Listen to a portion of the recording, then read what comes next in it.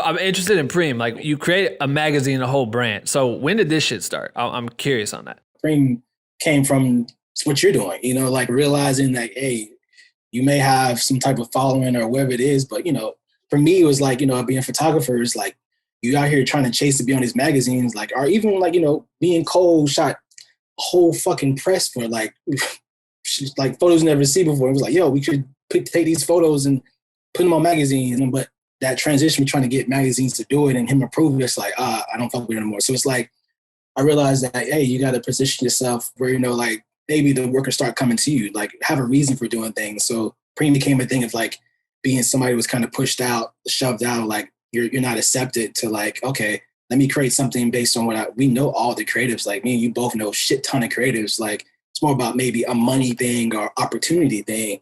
And then after that, it's pretty much like, let's just build this stuff one step by step by step, What do you feature in the magazine, and how is it difficult to like kind of curate that? It is difficult. First, it was like, let me make a magazine with all my images.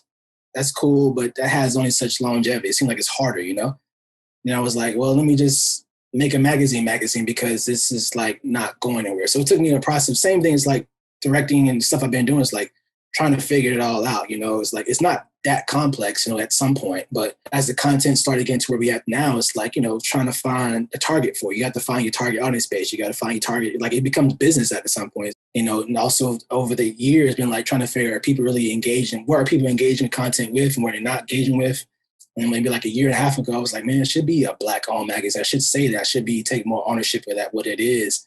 And then everything happened this year. It's like, okay, you should definitely keep it what it is. Yeah. Not from a money standpoint, just like that's, it separates from itself. And also it's like, my publicist was like, you should keep it like that's your target, and also keep developing that to be something more realistic. And now it's becoming, I guess as anything, you start finding your direction in what you're trying to do. If you're a photographer or whatever it is, you don't know what the fuck you're doing when you pick up the camera, but by the time you're in that 6-7 years, you know what the fuck you're doing. You know how the business work, everything work. So it's kind of like that, how it is, I love that it's Black owned and it's youth owned. Like, you know what I mean? It's not some corporate, white driven, money hungry piece. Is it to shed light on artists and creators? Is the magazine pieces, is it like shit? Because I know you had the last covers are like Hit Boy was just on there, Murder Beats and shit. So in depth, does it go into different creatives, or is it targeting just like sharing these stories from these like well-known creatives? It is supposed to. We're trying to get to that point. It's like, I don't want it to be a music magazine. It needs to be our Black people's voices at some point. Like it doesn't have to be Black people. It can be any person walks of life, but it's more about making sure the content isn't like a no jumper, like something that's easy, you can make controversial content move to the internet really fast, but making authentic content that represents, Black culture, whether it's J. Cole or Hit Boy, it's like, making sure like we're having a conversation. Like Murder Beats had the writers asked about, you're in Black music. How have you contributed to the circumstances that happened this year? He had a really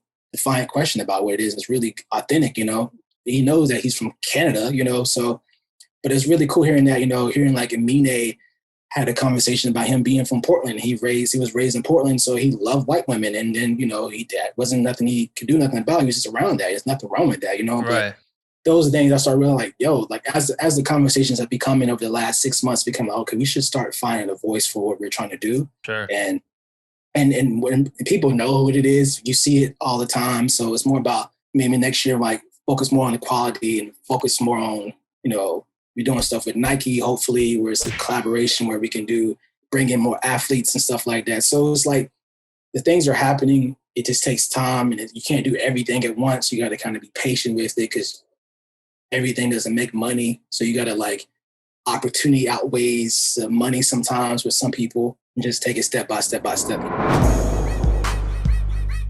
Thanks for listening to this clip. Make sure to listen to the full interview, which is available on Apple Podcasts, Spotify, YouTube, and wherever else you listen to podcasts. Hit the subscribe button for more highlights and join our Black with No Cream private community for creators. Links in the description.